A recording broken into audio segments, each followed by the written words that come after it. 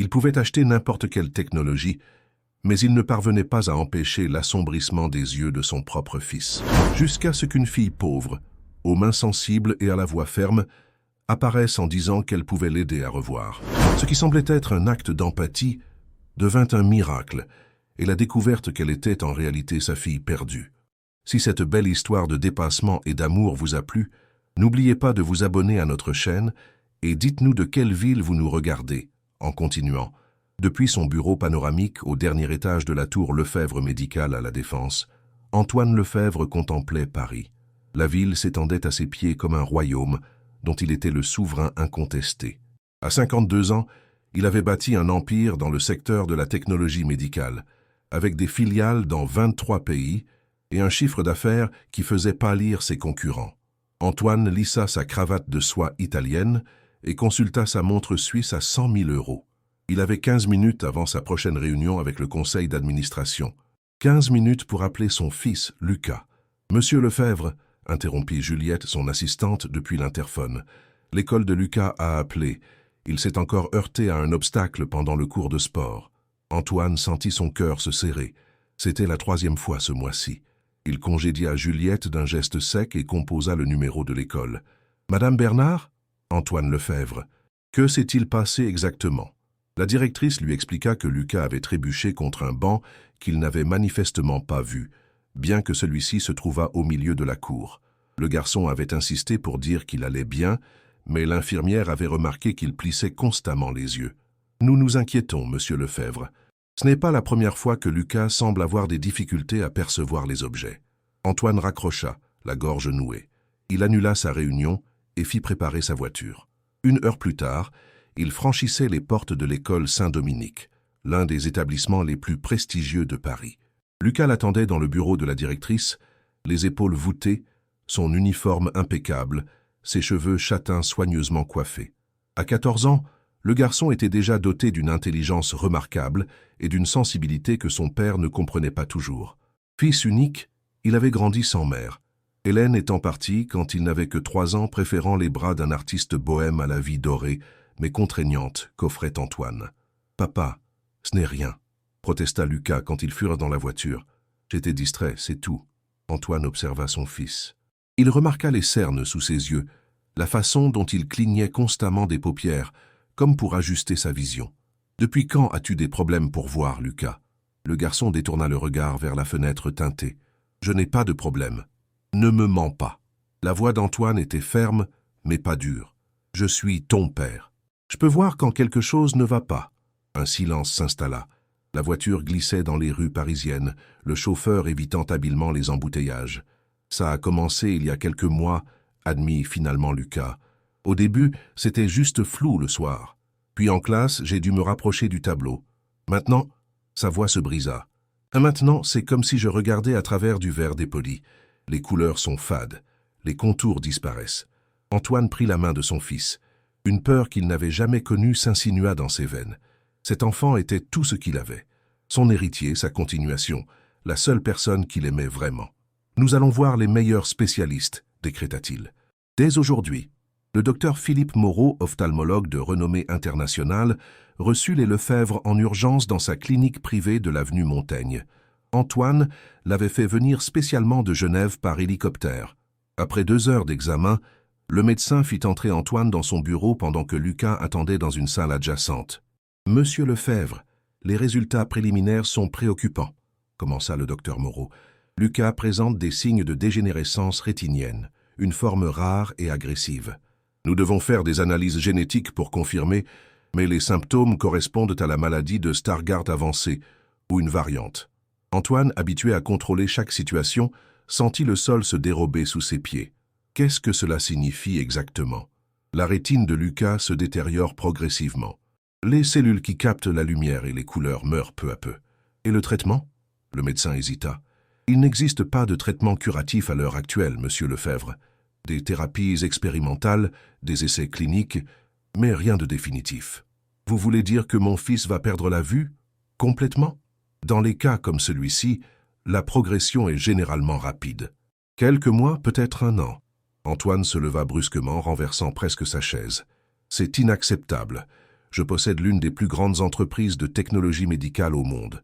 Je finance des recherches dans tous les domaines. Je refuse cette sentence. Le docteur Moreau, habitué aux réactions de déni, garda son calme. Monsieur Lefebvre, je comprends votre désarroi. Mais vous devez comprendre que Lucas aura besoin d'accompagnement pour s'adapter à sa nouvelle condition. Des spécialistes en basse vision, des psychologues. Je ne veux pas qu'il s'adapte, tonna Antoine. Je veux qu'il guérisse. Combien? Combien pour financer une recherche qui sauvera sa vue? Ce n'est pas une question d'argent. Tout est une question d'argent, docteur. Absolument tout. Le retour à l'appartement se fit dans un silence pesant. Antoine avait acheté cet hôtel particulier près du parc Monceau après son divorce, le transformant en sanctuaire de luxe et de technologie. Domotique avancée, œuvres d'art contemporain, mobilier signé par les plus grands designers, tout respirait la réussite et le contrôle. Lucas s'isola dans sa chambre dès leur arrivée. Antoine s'enferma dans son bureau et commença à passer des appels. À Boston, à Tokyo, à Tel Aviv, à tous les centres de recherche ophtalmologique qu'il connaissait. Il proposa des financements massifs, des partenariats, des acquisitions même. Il promit des sommes astronomiques pour quiconque trouverait un traitement. Vers minuit, épuisé, il se rendit dans la chambre de Lucas. Le garçon ne dormait pas. Il était assis près de la fenêtre, fixant les lumières de Paris qui scintillaient dans la nuit. « Je pourrais encore voir les étoiles, tu crois ?»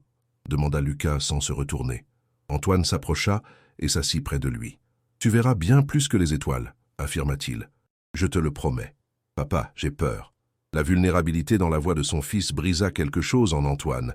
Cet homme qui dirigeait des réunions d'affaires impitoyables, qui négociait des contrats de millions d'euros sans ciller, se sentit soudain impuissant. « Moi aussi j'ai peur, admit-il, mais nous allons nous battre, ensemble. » Cette nuit-là, Antoine ne dormit pas.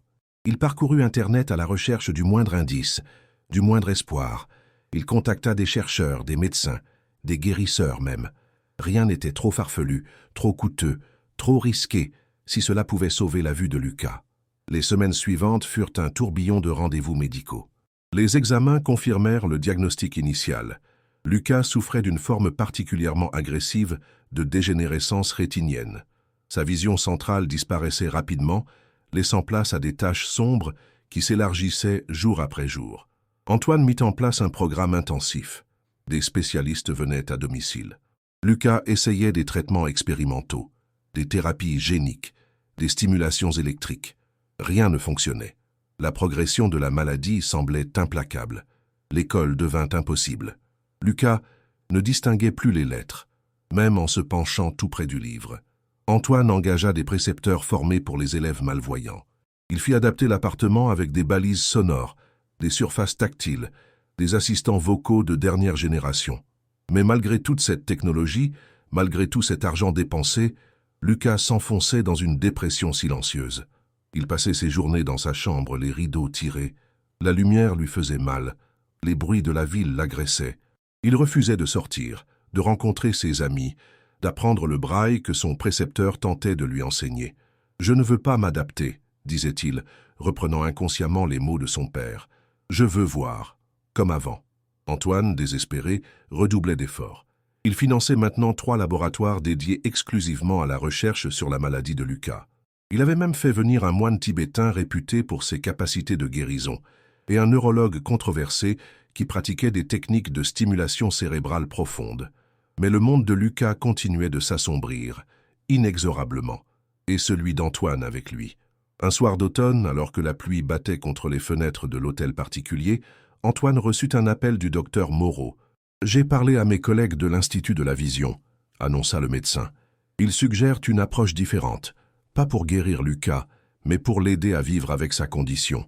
Un programme d'adaptation sensorielle, développé par une jeune femme qui travaille dans un centre communautaire à Montmartre. »« De la charité ?» s'indigna Antoine. « Mon fils n'a pas besoin de bénévoles bien intentionnés. Il a besoin de sciences de pointe. Cette jeune femme obtient des résultats remarquables, insista le docteur Moreau.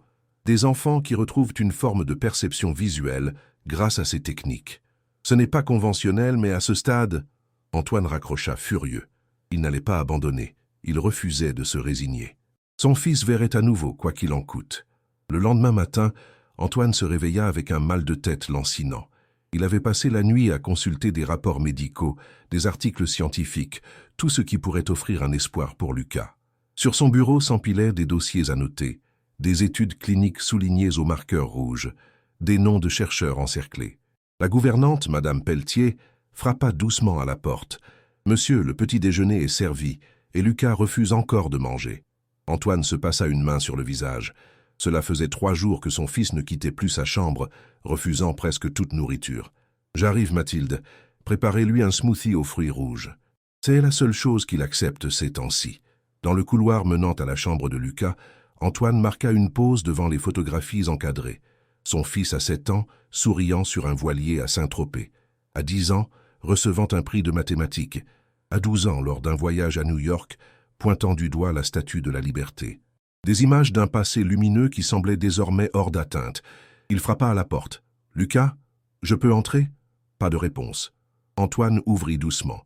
La chambre était plongée dans l'obscurité, rideaux tirés, volets fermés. Une odeur de renfermé flottait dans l'air. Lucas était allongé sur son lit, écouteurs sur les oreilles, visage tourné vers le mur. « J'ai parlé à un nouveau spécialiste hier soir », commença Antoine en s'asseyant au bord du lit. « Un professeur japonais qui développe un implant rétinien révolutionnaire. Il pourrait te recevoir la semaine prochaine à Tokyo. » Lucas retira lentement ses écouteurs. « Combien ?» demanda-t-il d'une voix éteinte. « Pardon ? Combien de médecins, de spécialistes, de chercheurs m'ont examiné depuis 3 mois ? 20 ? 30 ? Et combien m'ont dit qu'ils pouvaient me guérir ?» Antoine resta silencieux. « Aucun !» poursuivit Lucas en se redressant péniblement. « Parce qu'il n'y a pas de solution, papa. Pas encore. Peut-être jamais. » Dans la faible lumière qui filtrait par la porte entr'ouverte, Antoine vit le visage émacié de son fils, ses yeux qui tentaient de fixer un point dans le vide sans jamais y parvenir. Ses yeux, autrefois si vifs, d'un bleu intense comme ceux de sa mère, semblaient maintenant voilés, distants. « Il y a toujours une solution, » insista Antoine. « Toujours. Il suffit de trouver les bonnes personnes, d'investir suffisamment. Et si tu te trompais, » coupa Lucas, « si certaines choses ne pouvaient pas s'acheter, pas se réparer, pas se contrôler ?» Antoine sentit la colère monter en lui, pas contre son fils, mais contre cette impuissance qui le rongeait. Lui, l'homme qui avait bâti un empire de la technologie médicale, qui révolutionnait la chirurgie robotique, qui développait des prothèses neuroadaptatives, lui qui sauvait des milliers de vies à travers ses innovations, ne pouvait pas sauver la vue de son propre enfant. « Je refuse d'abandonner, dit-il fermement, et tu ne devrais pas non plus. » Lucas laissa échapper un rire sans joie. « Tu crois que c'est un problème de volonté ? Que mes cellules rétiniennes vont se régénérer par magie si je le désire assez fort ?» Il se leva et se dirigea à tâtons vers la fenêtre, effleurant les meubles pour se guider. « Tu ne comprends pas ce que je vis, papa. Tu ne peux pas comprendre. » Antoine observa son fils qui tentait d'ouvrir les rideaux. Ses gestes étaient maladroits, hésitants. Finalement, un ray de lumière pénétra dans la pièce. Lucas ferma les yeux comme blessé par cette clarté. « Tu as raison, » admit Antoine. « Je ne peux pas comprendre, mais je peux me battre pour toi. Et c'est ce que je fais. » « Te battre contre quoi ? Contre la science ? Contre la réalité ?» Lucas se tourna vers son père, ses yeux cherchant vaguement son visage. « J'ai besoin d'apprendre à vivre comme ça, à m'adapter. C'est ce que tous les spécialistes disent, tous sauf toi. » Le téléphone d'Antoine vibra. Un message de son directeur de recherche à Boston. Les résultats des derniers tests étaient négatifs. La thérapie génique expérimentale n'avait pas fonctionné sur les cellules de Lucas. Encore un échec. « J'ai une réunion importante ce matin, » dit Antoine en se levant. « Nous reparlerons de tout ça ce soir. En attendant, Madame Pelletier va t'apporter ton smoothie, et ton nouveau précepteur viendra à 15 heures. Je ne veux pas de nouveau précepteur. Monsieur Renaud est spécialisé dans l'éducation des enfants malvoyants. Il pourra t'aider avec les techniques d'adaptation. » Lucas serra les poings. « Je ne suis pas un enfant malvoyant. Je suis Lucas. Juste Lucas. » Antoine sentit son cœur se serrer. Comment avait-il pu en arriver là? Ce garçon brillant, curieux, passionné, se transformait peu à peu en un adolescent amer et renfermé. « D'accord, céda-t-il, pas de précepteur aujourd'hui, mais tu dois manger. Et prendre l'air. Le jardin, au moins. » Lucas acquiesça faiblement, et Antoine quitta la chambre, le poids du monde sur ses épaules. La journée passa comme dans un brouillard. Antoine assista à des réunions, signa des contrats, prit des décisions qui engageaient l'avenir de milliers d'employés. Mais son esprit était ailleurs, avec Lucas, avec cette maladie qui lui volait son fils. À midi, Il annula ses rendez-vous de l'après-midi et se rendit à l'Institut de la Vision dans le 12e arrondissement. Le professeur Leroy, directeur de recherche, le reçut immédiatement. « Monsieur Lefebvre, j'ai examiné le dossier de votre fils avec la plus grande attention, » commença le scientifique. « Notre équipe travaille sur plusieurs pistes prometteuses concernant la régénération des cellules photoréceptrices. »« Combien de temps ?» coupa Antoine. Le professeur hésita. « Pour des essais cliniques, 3 à 5 ans, dans le meilleur des cas. »« Trop long, » trancha Antoine. « Mon fils perd la vue maintenant. Pas dans 5 ans. Je comprends votre impatience, mais la science a son propre rythme. Nous ne pouvons pas. Doublez votre équipe, triplez-la, je financerai tout. Équipement, chercheurs, matériel, tout ce dont vous avez besoin. » Le professeur Leroy retira ses lunettes et se frotta les yeux. « Monsieur Lefebvre, votre générosité est appréciable, mais multiplier les ressources ne divise pas proportionnellement le temps nécessaire à la recherche. Certaines étapes sont incompressibles. » Antoine se leva et marcha jusqu'à la baie vitrée qui donnait sur les laboratoires en contrebas. Des scientifiques en blouse blanche s'affairaient autour d'équipements sophistiqués. « Professeur, quand j'ai créé ma première entreprise, on m'a dit que je devais attendre 10 ans avant d'espérer concurrencer les leaders du marché. J'ai réussi en 3 ans. Quand j'ai voulu développer un système de chirurgie robotique miniaturisé, mes ingénieurs m'ont dit que c'était impossible avec la technologie actuelle. 6 mois plus tard, nous avions un prototype fonctionnel. » Il se retourna vers le scientifique. « Je ne crois pas à l'impossible. Je ne crois pas au délai incompressible. Je crois à la volonté et aux moyens qu'on y met. » Le professeur Leroy soupira. « Je comprends, vraiment. Mais pendant que nous travaillons sur ces solutions à long terme, votre fils doit apprendre à vivre avec sa condition actuelle. L'adaptation psychologique est cruciale. » Antoine sortit son chéquier. « Je vais vous faire un don de 10 millions d'euros, maintenant, pour accélérer vos recherches.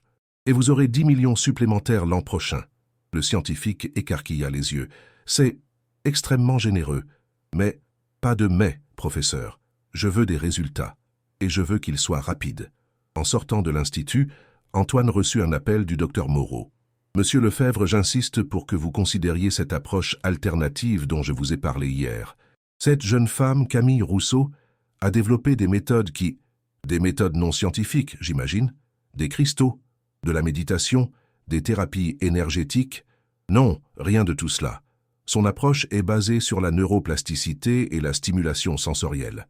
Elle travaille avec des textures, des sons, des odeurs, pour créer de nouvelles connexions cérébrales chez les personnes atteintes de déficience visuelle. » Antoine fronça les sourcils. « Et où a-t-elle fait ses études? Harvard, Oxford, la Sorbonne ?» Un silence embarrassé suivit. « Elle n'a pas de diplôme universitaire à proprement parler. Elle a été formée par des non-voyants et a développé ses techniques en travaillant dans des centres communautaires. C'est bien ce que je pensais. Au revoir, docteur. » Antoine raccrocha et monta dans sa voiture, ordonnant à son chauffeur de le ramener chez lui. Il avait déjà perdu assez de temps avec ses absurdités. Mais le soir venu, après une nouvelle journée sans progrès, après avoir vu Lucas refuser encore de dîner, après l'avoir entendu pleurer silencieusement dans sa chambre, Antoine sentit quelque chose se briser en lui. À 3 heures du matin, incapable de dormir, il composa le numéro du docteur Moreau. « Parlez-moi de cette Camille Rousseau, » dit-il sans préambule. Le lendemain, Antoine se rendit dans le 18e arrondissement à Montmartre, un quartier qu'il fréquentait rarement, préférant les avenues huppées du 8e ou les restaurants étoilés du 16e. Ici, les rues étaient étroites, pentues, pavées. Les immeubles, anciens et colorés, semblaient se pencher les uns vers les autres comme pour se raconter des secrets. Le centre communautaire se trouvait dans une ancienne fabrique reconvertie, près de la place du Tertre, un bâtiment modeste, avec une façade usée par le temps et une petite cour intérieure où des plantes grimpantes enlaçaient une structure métallique. Antoine ajusta sa cravate et vérifia l'adresse une dernière fois. Était-il vraiment en train de consulter une... quoi? Une guérisseuse? Une thérapeute alternative? Lui, l'homme de science et de technologie, le désespoir pouvait conduire à d'étranges compromis.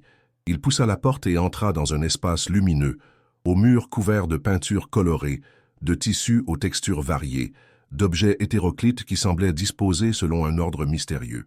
Des enfants jouèrent dans un coin touchant des surfaces, écoutant des sons, guidés par une femme d'une 40aine d'années. « Je peux vous aider ?» demanda une voix douce derrière lui. Antoine se retourna. Une jeune femme se tenait là, dans la vingtaine, vêtue simplement d'un jean et d'un pull ample. Ses cheveux bruns étaient attachés en un chignon désordonné, et ses yeux d'un vert intense le fixaient avec curiosité. « Je cherche mademoiselle Rousseau. Camille Rousseau. »« C'est moi, » répondit-elle avec un léger sourire. « Et vous êtes ?»« Antoine Lefebvre. » Son sourire s'évanouit, remplacé par une expression indéchiffrable. « Je sais qui vous êtes, monsieur Lefebvre. Le docteur Moreau m'a appelé. Vous venez pour votre fils, Lucas. » Antoine fut décontenancé par son assurance, par la façon dont elle prononça le nom de son fils, comme si elle le connaissait déjà. En effet, le docteur semble penser que vous pourriez l'aider.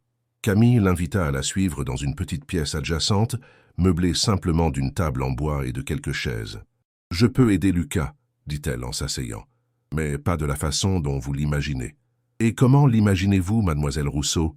Vous cherchez un miracle, une guérison, un retour à la normale. » Elle secoua doucement la tête. « Ce n'est pas ce que je propose. » Antoine sentit l'irritation monter en lui. « Alors que proposez-vous exactement? »« J'enseigne à voir autrement. Avec la peau, les oreilles, le toucher, la mémoire, j'aide à créer de nouvelles connexions dans le cerveau, à réveiller des perceptions enfouies. »« Des perceptions enfouies, » répéta Antoine avec scepticisme. « Et vous avez des preuves scientifiques de l'efficacité de vos méthodes ?» Camille sourit. « Venez avec moi. » Camille guida Antoine à travers le centre, jusqu'à une salle plus grande où une dizaine d'enfants et d'adolescents participaient à diverses activités. Certains touchaient des objets aux formes complexes, d'autres écoutaient des sons diffusés par des casques spéciaux, d'autres encore peignaient avec leurs doigts sur de grandes toiles texturées. « Voici Léo », dit Camille en s'approchant d'un garçon d'environ 12 ans qui manipulait ce qui ressemblait à un cube de Rubik modifié. « Il est arrivé ici il y a 8 mois. Après avoir perdu la vue suite à un accident. Léo, tu veux bien montrer à monsieur Lefebvre ce que tu sais faire ?» Le garçon sourit et hocha la tête. Il portait des lunettes de soleil qui masquaient ses yeux.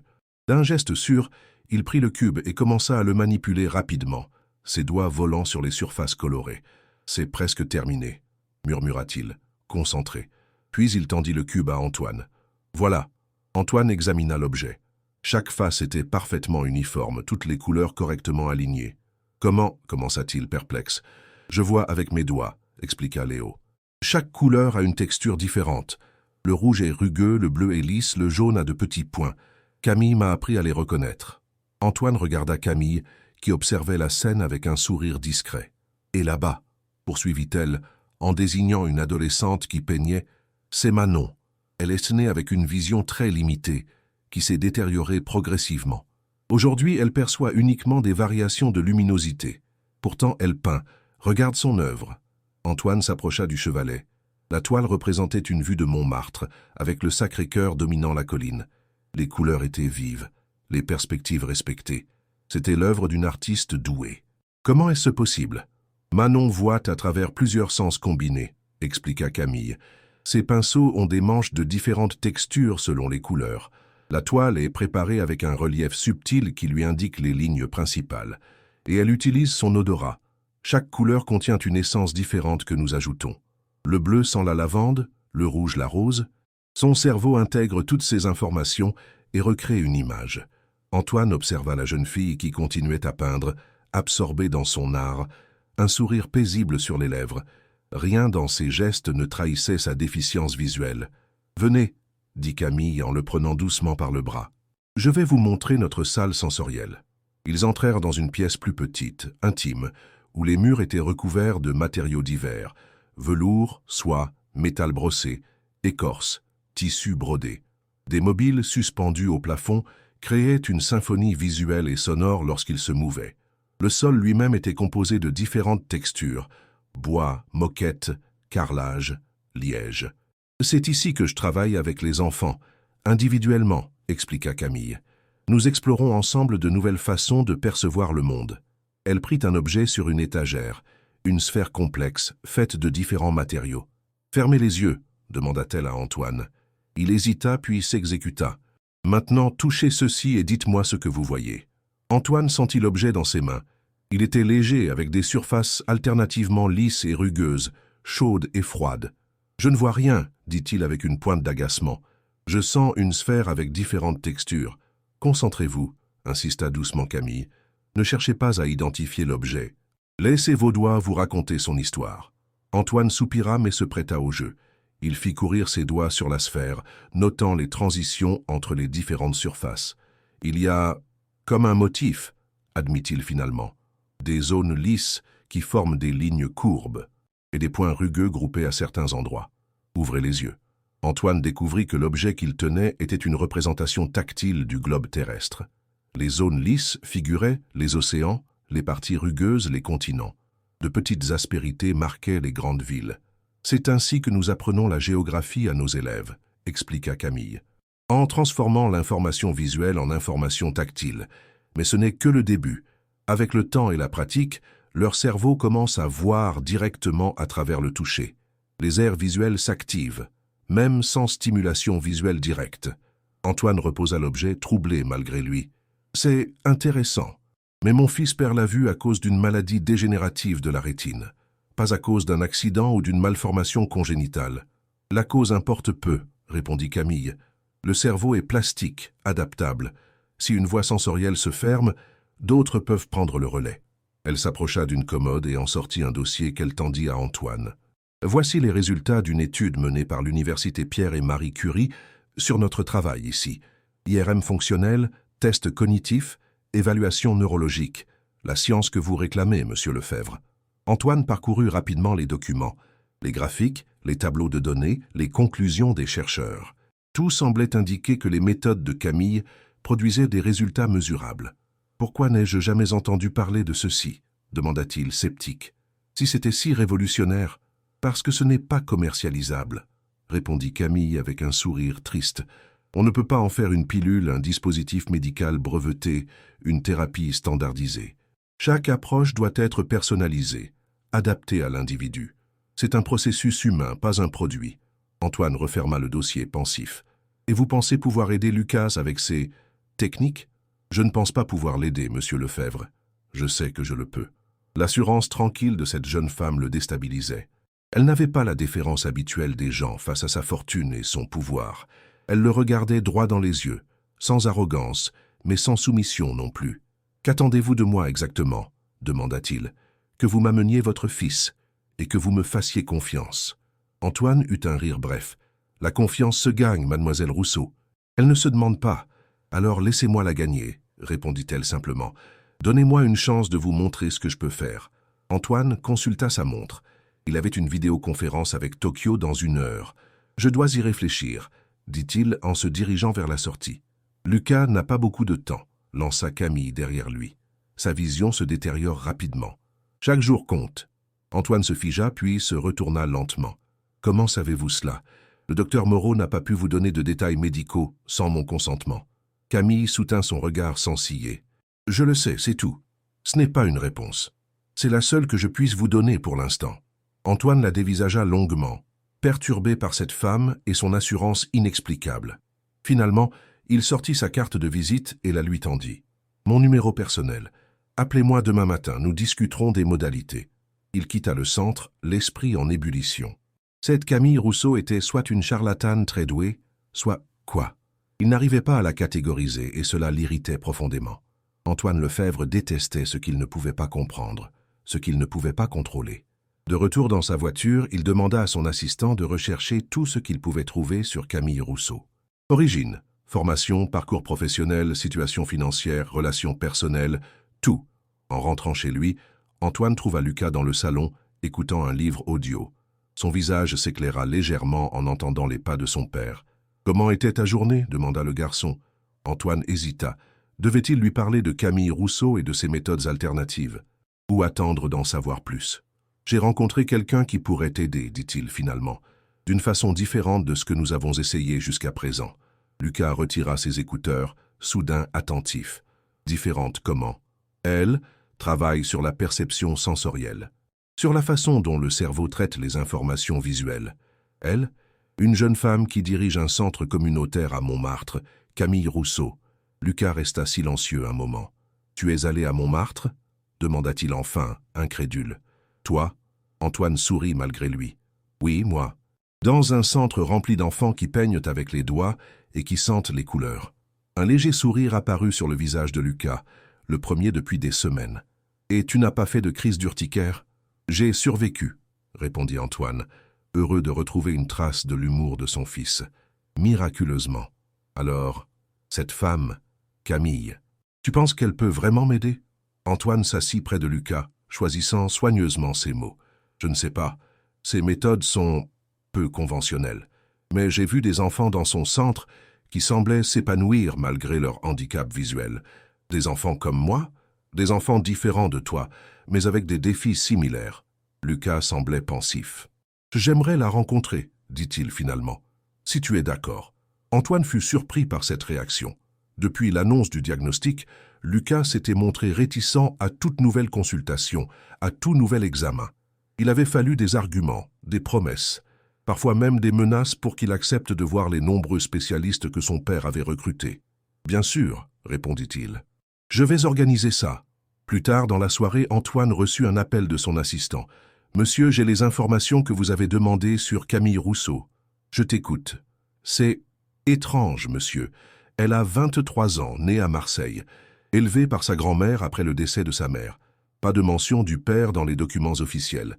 Elle a vécu dans plusieurs foyers d'accueil à l'adolescence, puis a travaillé comme bénévole dans diverses associations pour malvoyants. Elle a ensuite créé ce centre à Montmartre il y a 2 ans, grâce à une subvention municipale et des dons privés. Rien d'inhabituel jusqu'ici, commenta Antoine. Qu'est-ce qui est étrange? Son parcours académique, monsieur. Elle a été repérée très jeune comme surdouée, admise dans un programme spécial à l'école normale supérieure, mais elle a abandonné après 1 an. Ensuite, elle a suivi des cours à la faculté de médecine, à l'école des beaux-arts et au conservatoire de musique, tout cela simultanément, sans jamais obtenir de diplôme. Les professeurs la décrivent comme brillante, mais imprévisible. Antoine fronça les sourcils. Une dilettante, donc. Quelqu'un qui commence tout et ne finit rien. Pas exactement, monsieur. Elle semble plutôt quelqu'un qui apprend ce dont elle a besoin, puis passe à autre chose. Ses anciens professeurs parlent d'elle avec respect, malgré ses départs prématurés. Antoine réfléchit. Cette Camille Rousseau devenait de plus en plus intrigante. Autre chose? Oui, monsieur, un détail troublant. J'ai croisé les données temporelles et géographiques. Viens-en au fait. Il y a 17 ans, Camille Rousseau et sa mère vivaient à Paris. Sa mère, Sophie Rousseau, travaillait comme assistante de recherche dans une entreprise de biotechnologie. Cette entreprise a été rachetée par Lefebvre Médical en 2008. Antoine sentit un frisson parcourir son dos. Tu veux dire qu'elle était notre employée? Oui, monsieur. Et d'après les archives RH, elle a démissionné brusquement, sans préavis, peu après l'acquisition. Elle est partie s'installer à Marseille avec sa fille. Antoine resta silencieux, fouillant dans sa mémoire. Sophie Rousseau, ce nom lui disait vaguement quelque chose, mais il ne parvenait pas à mettre un visage dessus. En 2008, Lefebvre Médical venait de commencer son expansion internationale. Il rachetait des entreprises presque chaque mois, intégrant des centaines de nouveaux employés. « Continue à creuser », ordonna-t-il. « Je veux tout savoir sur cette Sophie Rousseau et sur sa fille. » Antoine raccrocha, troublé. Était-ce une coïncidence? Ou y avait-il un lien entre cette jeune femme et son passé? Il se rendit dans son bureau et ouvrit son ordinateur. Il tapa « Sophie Rousseau Lefebvre Médical » dans la barre de recherche de sa messagerie. Quelques vieux emails apparurent. Des échanges professionnels sans importance particulière. Puis il chercha dans ses photos archivées, remontant à 2008. Et là, sur une photo de la fête de Noël de l'entreprise, il la vit. Une jeune femme brune au sourire discret, en retrait dans un groupe d'employés. Il zooma sur son visage et sentit son cœur s'accélérer. Ses yeux verts. Il les avait vus aujourd'hui même. Sur le visage de Camille Rousseau, Antoine passa une nuit agitée, tourmenté par des questions sans réponse. Qui était vraiment cette Camille Rousseau? Pourquoi semblait-elle si déterminée à aider Lucas? Et surtout, quel lien avait-elle avec Sophie Rousseau, cette ancienne employée qui avait quitté précipitamment son entreprise il y a toutes ces années? Au petit matin, son téléphone vibra. Un message de Camille. « Je suis disponible aujourd'hui pour rencontrer Lucas. Dites-moi quand et où. » Antoine hésita. Son instinct lui conseillait la prudence. Cette femme cachait quelque chose, c'était évident. Mais Lucas avait manifesté un intérêt pour cette rencontre, le premier signe d'espoir depuis des semaines. Il répondit « 15 heures à notre domicile. Mon chauffeur viendra vous chercher. Envoyez-moi votre adresse. » La réponse fut immédiate. « Je préférerais que Lucas vienne au centre. Son environnement familier ne favorise pas l'ouverture aux nouvelles perceptions. » Antoine fronça les sourcils. Cette femme avait l'audace de lui dicter des conditions? Impossible. Lucas se déplace difficilement. Il n'est pas cloué au lit, monsieur Lefebvre. Sa mobilité n'est pas affectée, seulement sa vision. Le changement d'environnement fait partie du processus. Antoine sentit la colère monter en lui. Puis il se rappela le visage de Lucas s'animant à l'évocation de Camille. Pour une fois, son fils avait montré de l'intérêt pour quelque chose. Cela valait bien quelques concessions. D'accord. Nous viendrons au centre à 15 heures. La matinée passa lentement. Antoine tenta de se concentrer sur son travail, mais son esprit revenait sans cesse à Camille Rousseau. Son assistant avait continué ses recherches, sans rien trouver de nouveau sur Sophie Rousseau après son départ de Paris. Elle semblait s'être volatilisée à Marseille, ne laissant que peu de traces administratives. À l'heure du déjeuner, Antoine monta voir Lucas. Le garçon était assis près de la fenêtre, la lumière filtrant à travers les stores à demi fermés, projetant des rayures sur son visage pâle. « J'ai confirmé notre rendez-vous avec mademoiselle Rousseau », annonça Antoine. « Nous irons à son centre cet après-midi. » Lucas se tourna vers la voix de son père, ses yeux cherchant vaguement à fixer son visage. « Tu viens aussi ?»« Bien sûr, je ne te laisserai pas y aller seul. » Lucas eut un sourire las. « Tu ne me laisses jamais aller nulle part seul de toute façon. » Antoine s'assit face à son fils. « Lucas, je sais que ces derniers mois ont été difficiles, que tu as l'impression que je te surprotège, que j'essaye de contrôler la situation. Mais tout ce que je fais, je sais, papa, coupa doucement Lucas. Tu fais tout ça pour moi, je ne t'en veux pas. C'est juste que, parfois, j'ai besoin de respirer, de me sentir normal, même si je ne le suis plus. » Antoine sentit son cœur se serrer.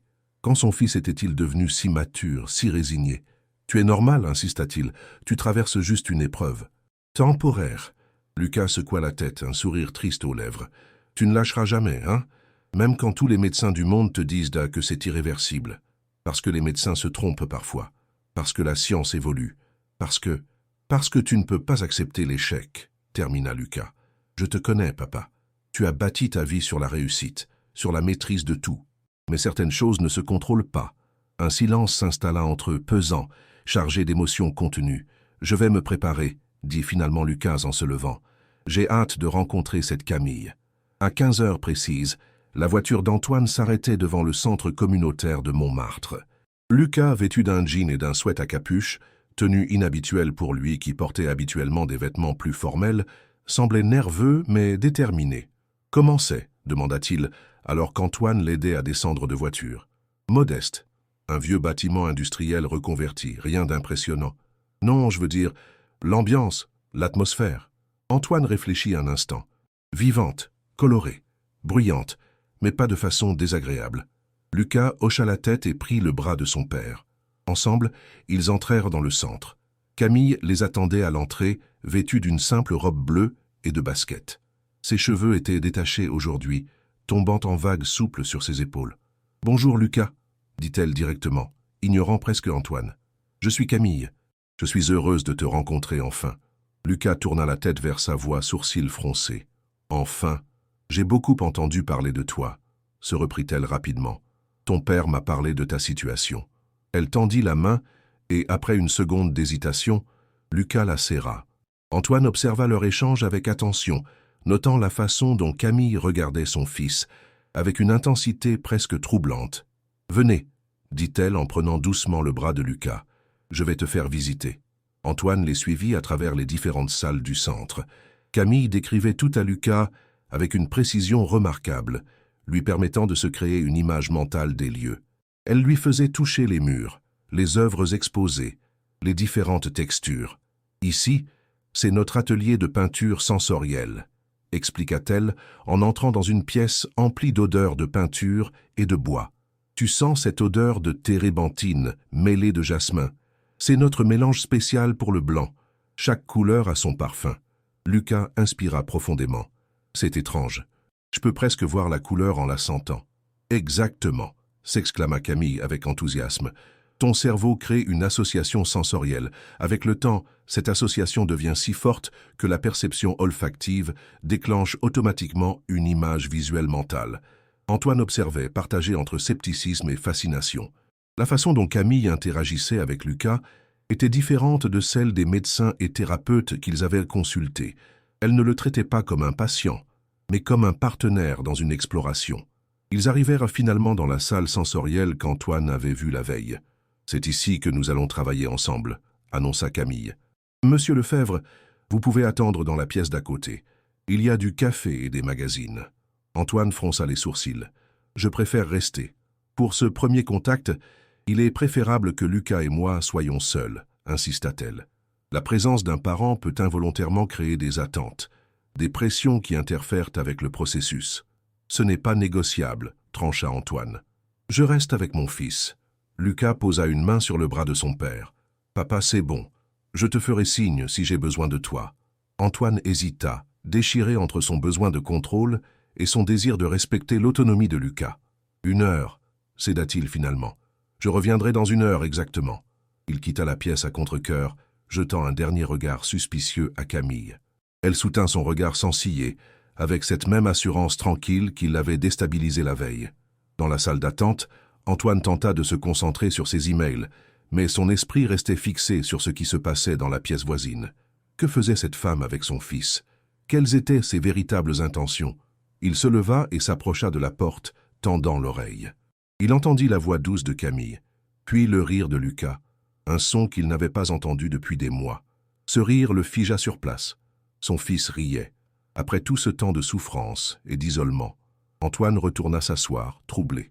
Peut-être y avait-il vraiment quelque chose dans les méthodes de cette femme? L'heure passa avec une lenteur exaspérante.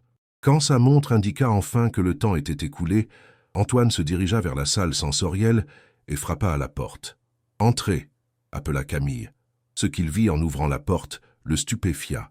Lucas était assis au centre de la pièce, les yeux bandés, tenant entre ses mains ce qui ressemblait à une petite sculpture d'argile.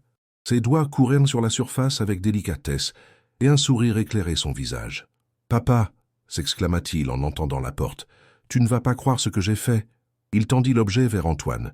C'était une petite sculpture représentant un visage, le visage de Lucas lui-même, réalisé avec une précision étonnante. « J'ai fait ça avec mes mains !» expliqua Lucas, rayonnant de fierté. Sans voir, juste en sentant les formes avec mes doigts. Antoine prit la sculpture, abasourdi par la finesse des détails. « C'est impressionnant », admit-il, regardant Camille, qui observait la scène avec un sourire serein. « Lucas a un talent naturel pour la perception tactile, » dit-elle. « Ses doigts voient, avec une sensibilité exceptionnelle. »« Je pourrais revenir demain ?» demanda Lucas avec empressement.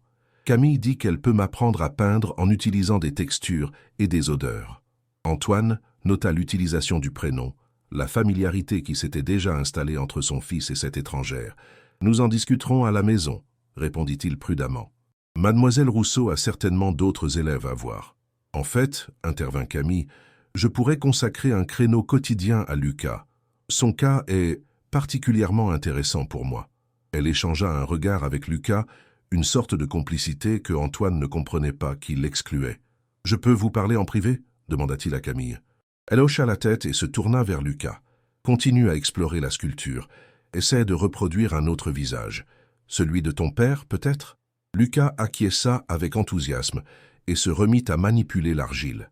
Antoine et Camille sortirent dans le couloir. « Qu'avez-vous fait exactement avec lui ?» demanda Antoine sans préambule. « J'ai commencé à éveiller ses autres sens, » répondit-elle simplement, à lui montrer qu'il pouvait voir autrement que par ses yeux. « Et ce bandeau? Pourquoi lui couvrir les yeux alors qu'il voit déjà si mal? Pour éliminer les distractions. Le peu de vision qui lui reste peut parfois interférer avec le développement de ses autres perceptions. En supprimant totalement l'input visuel, même résiduel, on force le cerveau à se reconnecter différemment. » Antoine la scruta, cherchant des signes de tromperie, de manipulation. « Pourquoi faites-vous cela? Vraiment ?» Camille soutint son regard. « Parce que je le peux. Parce que Lucas mérite de retrouver une forme de vision, même si elle est différente de celle qu'il a perdue. Et comment savez-vous tant de choses sur sa condition, sur sa progression ?» Un silence s'installa, tendu. « J'ai parlé longuement avec le docteur Moreau, dit-elle finalement. Vous mentez. » Camille ne s'y pas. « Peut-être, mais cela change-t-il ce que vous avez vu aujourd'hui ?» Lucas a souri, a ri, a créé quelque chose de ses mains. Pour la première fois depuis des semaines, il s'est senti capable, pas handicapé.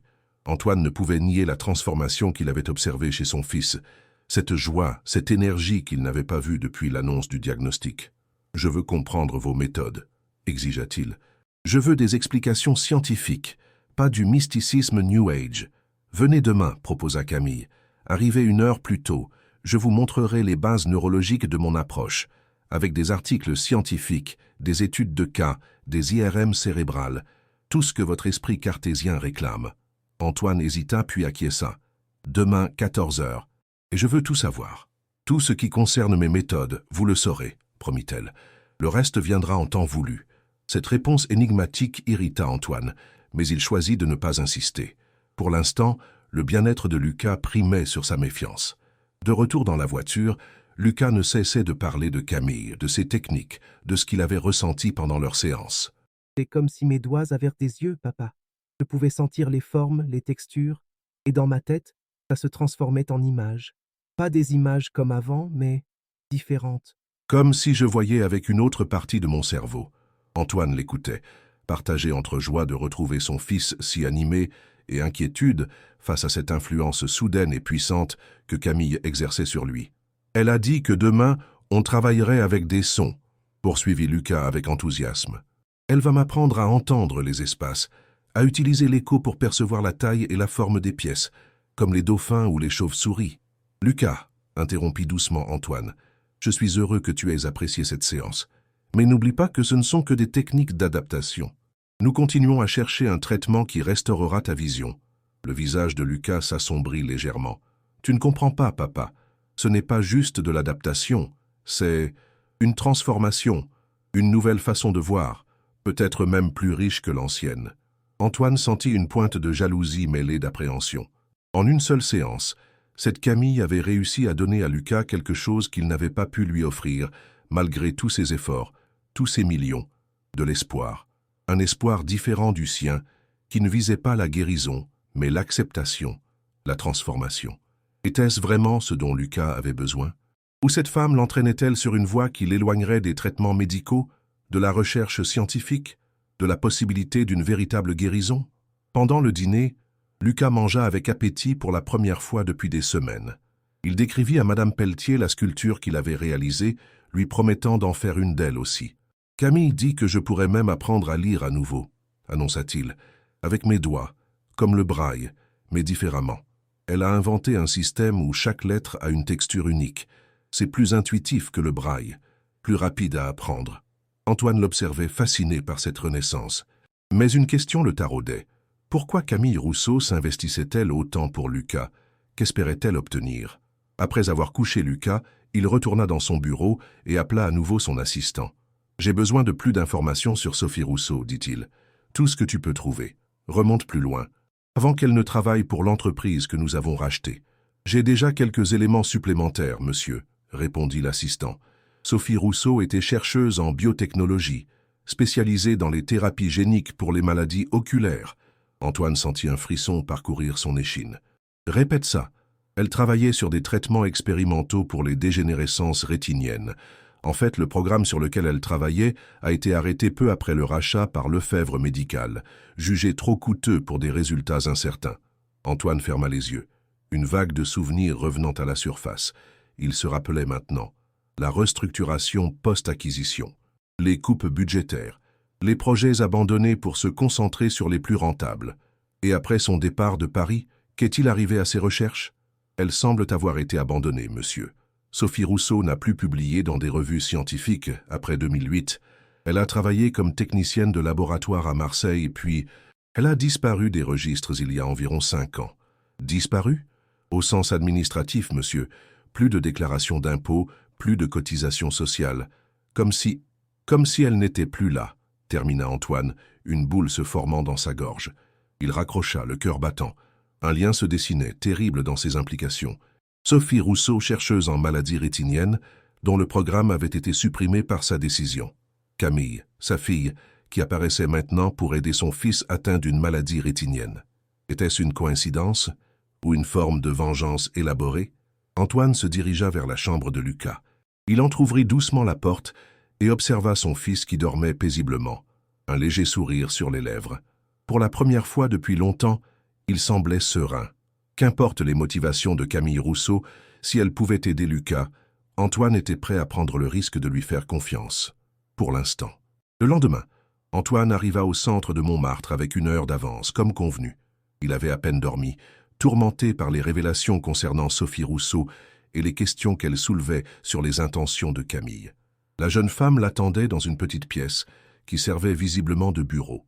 Des étagères croulaient sous les livres scientifiques, les revues médicales et les travaux de recherche. Un contraste saisissant avec l'atmosphère artistique et sensorielle du reste du centre. « Vous vouliez des preuves scientifiques », dit-elle, en guise de salutation. « Les voici. » Elle lui tendit une pile de documents. Études neurologiques, articles publiés dans des revues médicales prestigieuses, résultats d'expériences menées avec des IRM fonctionnels. Tout ceci démontre la plasticité cérébrale et la capacité du cerveau à réorganiser ses circuits sensoriels, expliqua-t-elle. Quand la vision est compromise, les aires visuelles du cortex peuvent être recrutées pour traiter d'autres informations sensorielles, tactiles, auditives, olfactives. Antoine parcourut rapidement les documents. Ils semblaient légitimes, publiés par des institutions reconnues. Harvard, l'INSERM, le Max Planck Institute. Ces études sont générales, objecta-t-il. Elles ne concernent pas spécifiquement la maladie de Lucas, parce que le principe est universel, répondit Camille. La cause de la cécité importe peu pour la rééducation sensorielle. Que la rétine soit endommagée par une maladie génétique, un accident ou une dégénérescence, le résultat est le même. Le cerveau ne reçoit plus d'informations visuelles et doit s'adapter. Elle s'approcha d'un ordinateur et lança une vidéo. « Regardez ceci. C'est un patient atteint de rétinite pigmentaire avancée. Il a suivi notre programme pendant 6 mois. L'écran montrait un homme d'une 40aine d'années, les yeux bandés, naviguant dans un parcours d'obstacles avec une aisance déconcertante. Il évitait les objets, identifiait leur forme et leur taille, tout en expliquant qu'il voyait, grâce à une perception subtile, des changements de pression atmosphérique sur sa peau. Ce qu'il décrit s'apparente à l'écholocation humaine, expliqua Camille. Mais plus raffiné encore, ces cellules cutanées détectent les micro-variations de l'air causées par la présence et la forme des objets. Son cerveau a appris à interpréter ces signaux comme des informations visuelles. Antoine était impressionné malgré lui. « Et vous pensez pouvoir obtenir des résultats similaires avec Lucas ? »« Je pense pouvoir obtenir des résultats meilleurs, » affirma Camille avec cette assurance qui la caractérisait. Lucas est jeune, son cerveau est plus malléable, et il montre déjà une aptitude exceptionnelle à la perception tactile. Elle lui montra d'autres vidéos, d'autres études, d'autres témoignages. Antoine les examina tous avec attention, son scepticisme initial cédant peu à peu la place à un intérêt sincère. « Pourquoi n'ai-je jamais entendu parler de ces approches ?» demanda-t-il finalement. « Pourquoi aucun des spécialistes que j'ai consultés ne les a mentionnés ?» Camille eut un sourire triste. « Parce qu'elle ne généra pas de profit, monsieur Lefebvre. Pas de médicaments à vendre, pas d'appareils coûteux à commercialiser. Juste du temps, de la patience et un accompagnement personnalisé. » Elle le regarda droit dans les yeux. « Ce n'est pas le genre de solution qui intéresse l'industrie médicale. » Antoine accusa le coup. C'était une critique à peine voilée de son propre empire commercial. « Lefebvre Médical a sauvé des millions de vies, » se défendit-il. « Nos technologies ont révolutionné la chirurgie, la réhabilitation, le diagnostic précoce. »« Je ne nie pas les bienfaits de la technologie médicale, » répondit calmement Camille. « Je dis simplement qu'elle a ses angles morts. Des approches comme la mienne tombent dans ces angles morts, trop peu rentables pour attirer l'attention des géants pharmaceutiques, trop peu conventionnelles pour les médecins traditionnels. » Antoine la dévisagea longuement. Cette jeune femme le déstabilisait par sa franchise, son absence de déférence. « Parlez-moi de votre mère, » dit-il abruptement, décidant de passer à l'offensive. Camille se figea imperceptiblement. « Pardon ? » Sophie Rousseau, chercheuse en maladies rétiniennes, ancienne employée de Lefebvre Médical. Un silence lourd s'installa. Camille détourna brièvement le regard, puis le fixa à nouveau, une nouvelle intensité dans ses yeux verts. « Vous avez fait vos recherches. » « Évidemment. Vous pensiez vraiment que j'allais confier mon fils à une inconnue sans vérifier qui elle était ?» Camille prit une profonde inspiration. Ma mère était brillante, passionnée. Elle croyait pouvoir trouver un traitement pour les dégénérescences rétiniennes héréditaires. Elle y a consacré sa vie. Et son programme a été arrêté après le rachat par Lefebvre Médical, compléta Antoine. « Sur ma décision. Sur votre décision, » confirma Camille, une ombre passant sur son visage. Vous avez jugé que sa recherche n'était pas commercialement viable, pas assez de patients concernés pour justifier l'investissement. Antoine se souvint vaguement de cette période. Des dizaines de projets évalués, des arbitrages budgétaires, des réorientations stratégiques. Des décisions prises en quelques minutes, sur la base de rapports et de projections financières. Les ressources ne sont pas infinies, dit-il. Des choix doivent être faits, pour le bien du plus grand nombre. C'est ce que vous vous dites pour dormir la nuit ? Demanda Camille avec une pointe d'amertume.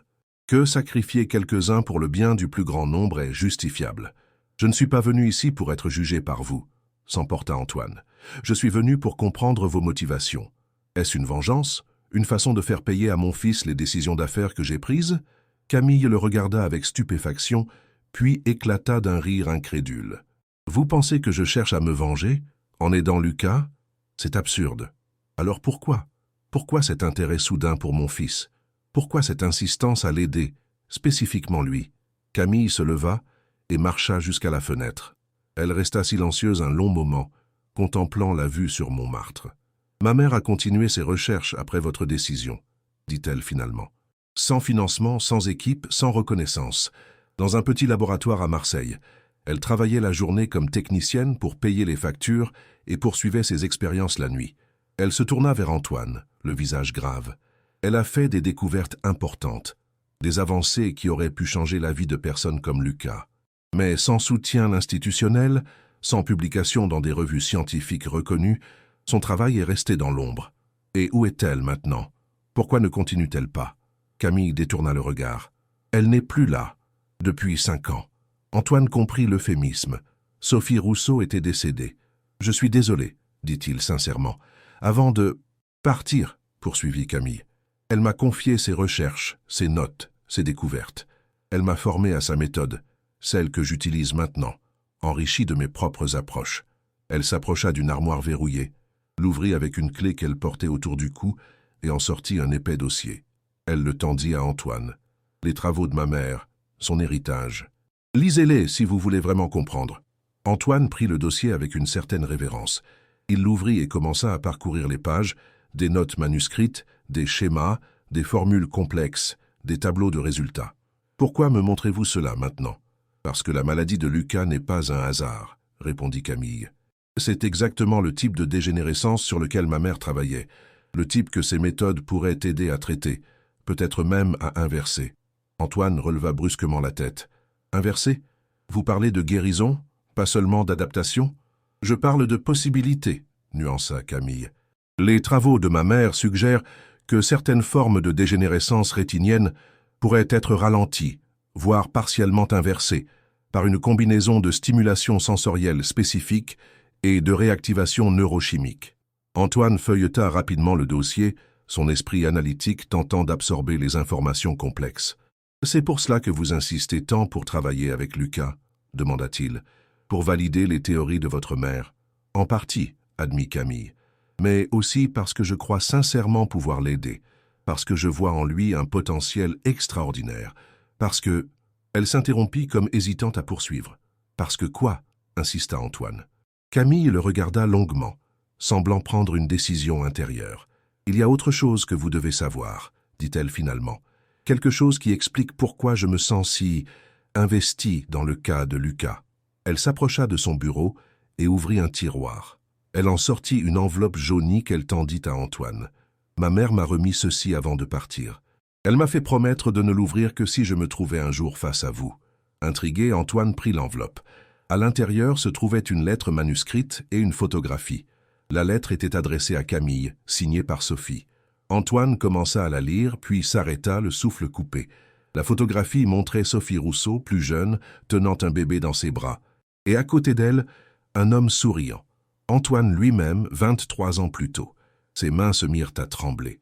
Il leva les yeux vers Camille, qui le regardait avec une intensité nouvelle. « C'est impossible, » murmura-t-il. « Ma mère a travaillé pour votre première start-up, » expliqua doucement Camille. « Avant même la création de Lefebvre Médical.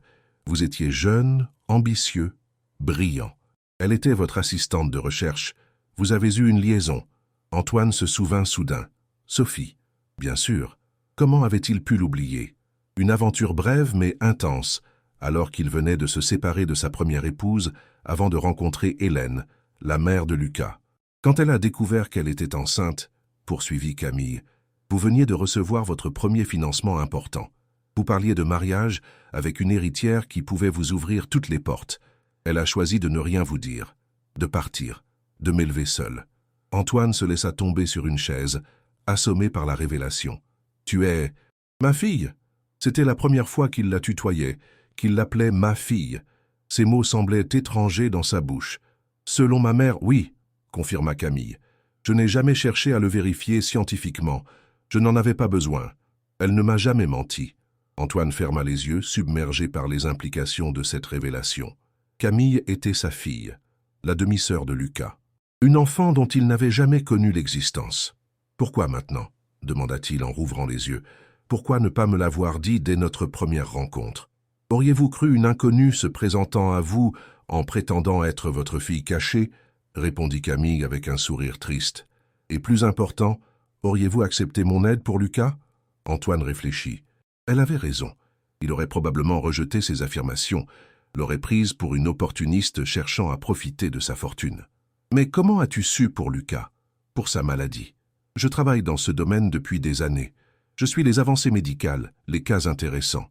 Quand j'ai appris qu'Antoine Lefebvre, le magnate de la technologie médicale, consultait frénétiquement tous les spécialistes de la rétine pour son fils, j'ai compris. » Elle s'approcha et s'assit face à lui. « Je ne cherche pas à bouleverser votre vie, ni à réclamer quoi que ce soit. Je veux seulement aider Lucas, mon frère. » Ce mot, frère, résonna étrangement dans la pièce. Antoine regarda Camille, cherchant des ressemblances. Comment n'avait-il pas vu plus tôt? Ses yeux verts, cette détermination tranquille, cette intelligence vive. Il y avait tant de lui en elle. « Lucas ne sait rien de tout cela, n'est-ce pas ?» demanda-t-il. « Non, et il n'a pas besoin de le savoir tout de suite. Pas avant que nous ayons établi une relation de confiance, que j'ai commencé à l'aider réellement. » Antoine acquiesça lentement. Puis une pensée le frappa. « Tu as dit que ta mère travaillait sur le même type de dégénérescence que celle de Lucas. Est-ce que cette maladie pourrait être héréditaire? Est-ce que je pourrais être porteur sans le savoir ?» Camille le regarda avec compassion. « C'est possible. Certaines formes de dégénérescence rétinienne sont transmises de façon récessive. Vous pourriez être porteur sain, tout comme la mère de Lucas. » Antoine sentit un poids écrasant s'abattre sur ses épaules. Non seulement il avait une fille dont il ignorait l'existence, mais il était peut-être responsable de la maladie de son fils. « Je veux un test génétique, » décida-t-il, « pour confirmer notre lien de parenté et pour vérifier si je suis porteur du gène défectueux. » « Ce serait sage, » approuva Camille. « Mais quelle que soit la réponse, cela ne changera pas ce que nous devons faire maintenant. Aider Lucas. » Antoine se leva et marcha dans la pièce, tentant d'assimiler tout ce qu'il venait d'apprendre. Sa vie, qu'il croyait si parfaitement ordonnée, contrôlée, maîtrisée, se révélait soudain pleine de zones d'ombre et de secrets. « Je dois réfléchir à tout cela, » dit-il finalement. « Mais Lucas va arriver d'une minute à l'autre. Il a tellement hâte de te revoir, de continuer ce que vous avez commencé hier. Alors concentrons-nous sur lui pour l'instant, » proposa Camille. « Le reste peut attendre. » À cet instant, ils entendirent la voix de Lucas dans le couloir, guidé par Madame Pelletier qui l'accompagnait. Le garçon semblait animé, impatient. « Nous en reparlerons, » murmura Antoine à Camille. « Après la séance, j'ai encore beaucoup de questions. » Elle acquiesça puis se composa un visage serein pour accueillir Lucas. Antoine observa leur rencontre avec un regard neuf, cherchant des ressemblances entre ces deux enfants qu'il avait engendrés. Ils étaient si différents et pourtant, il y avait quelque chose dans leur façon de pencher la tête, dans leurs gestes, qui trahissait un lien invisible. Ces enfants, ces deux enfants. La séance de Lucas avec Camille dura 2 heures ce jour-là. Antoine resta dans la pièce voisine, incapable de se concentrer sur quoi que ce soit d'autre que la révélation qui venait de bouleverser sa vie. Il relisait la lettre de Sophie, examinait la photographie, cherchant dans ses souvenirs des traces de cette femme qu'il avait connue si brièvement il y a si longtemps. Comment avait-il pu oublier? Comment avait-il pu ne jamais se demander ce qu'elle était devenue? Les rires provenant de la salle sensorielle le ramenèrent au présent. À travers la porte entr'ouverte, il pouvait voir Lucas et Camille assis face à face, manipulant ce qui ressemblait à des instruments de musique rudimentaires. Son fils riait aux éclats, tandis que Camille, sa fille, l'encourageait avec douceur. Sa fille. Le mot résonnait encore étrangement dans son esprit. Il avait une fille de 23 ans qu'il n'avait jamais connue, Une fille brillante, déterminée, qui avait grandi sans père. Une fille qui, par un coup du sort incroyable, était venue en aide à son demi-frère. Quand la séance prit fin, Lucas sortit de la pièce rayonnant. « Papa, Camille m'a appris à voir les sons.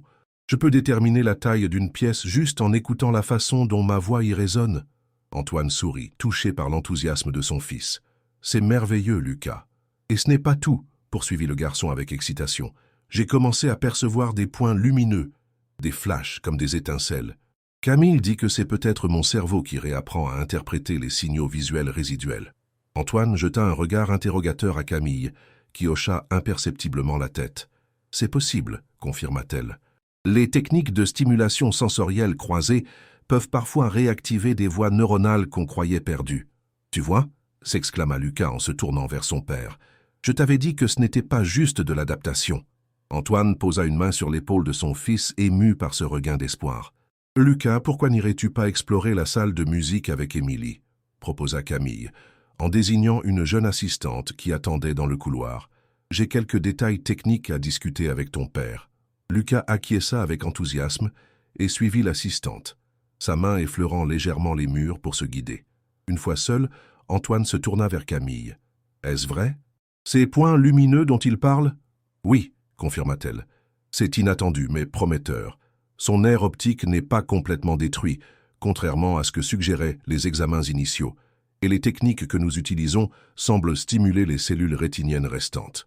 Tu penses qu'il pourrait retrouver une partie de sa vision? Une vraie vision, pas seulement une perception alternative ?» Camille hésita. « Je ne veux pas créer de faux espoirs. Mais oui, c'est possible. Pas une vision normale, certainement pas, mais peut-être suffisante pour distinguer les formes, les mouvements, les contrastes lumineux. » Antoine sentit son cœur s'accélérer. Pour la première fois depuis le diagnostic, un espoir tangible se présentait. Comment? Comment est-ce possible quand tous les spécialistes ont dit que c'était irréversible? Les travaux de ma mère, expliqua Camille. Elle avait découvert que certaines cellules rétiniennes, même endommagées, pouvaient être réactivées par une combinaison spécifique de stimuli. Lumière pulsée à certaines fréquences, stimulation tactile synchronisée, son à des fréquences précises. C'est ce que nous faisons avec Lucas, en plus des techniques d'adaptation sensorielle. Elle l'invita à la suivre dans son bureau, où elle sortit d'autres dossiers, des graphiques, des données expérimentales. Voici les résultats préliminaires d'autres patients que j'ai traités. Des améliorations modestes, mais significatives. Et Lucas répond encore mieux que la plupart d'entre eux. Antoine examina les documents, impressionné par leur rigueur scientifique. Pourquoi n'as-tu pas publié ces résultats? Pourquoi travailler dans l'ombre, dans ce petit centre communautaire, quand tu pourrais révolutionner le traitement des maladies rétiniennes? Camille eut un sourire triste. Tu crois que je n'ai pas essayé? J'ai soumis des articles à des revues médicales. J'ai contacté des hôpitaux, des universités, mais sans diplôme prestigieux, sans affiliation institutionnelle reconnue, personne ne m'écoute. Et puis, elle hésita. Et puis, il y a des intérêts économiques en jeu. Les traitements que je propose sont simples, peu coûteux, accessibles à tous. Ils ne nécessitent pas de médicaments brevetés, d'équipements sophistiqués, de suivi médical constant. Ils ne génèrent pas de profit. Antoine accusa le coup.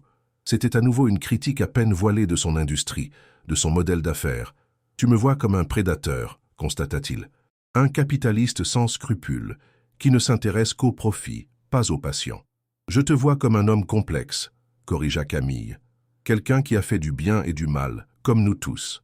Quelqu'un qui a créé des technologies qui sauvent des vies, mais qui a aussi pris des décisions qui en ont condamné d'autres. » Elle s'approcha de lui, son regard vert intense plongé dans le sien. « Je ne te juge pas, Antoine. Je ne suis pas venu chercher des comptes ni me venger. Je suis venu aider Lucas.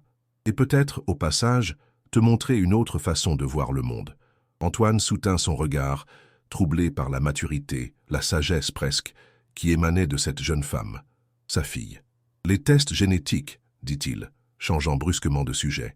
Je veux les faire dès demain, pour confirmer notre lien de parenté et vérifier si je suis porteur du gène défectueux. » « D'accord, » acquiesça Camille. « J'ai des contacts au CHU qui peuvent faire ça discrètement, rapidement. Et Lucas, quand lui dirons-nous » Camille réfléchit un moment. Pas avant d'être sûr, pas avant qu'il soit plus stable émotionnellement. Il traverse déjà tant d'épreuves, Antoine hocha la tête, admirant sa prudence, son souci du bien-être de Lucas. « Une dernière chose, dit-il. Ces séances, ce traitement expérimental, je veux les financer correctement. Pas seulement pour Lucas, mais pour tous les enfants qui pourraient en bénéficier. » Un sourire illumina le visage de Camille. « Ce serait extraordinaire.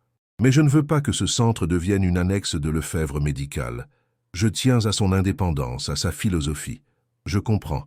Ce serait une fondation séparée, sans mon nom, sans ma marque.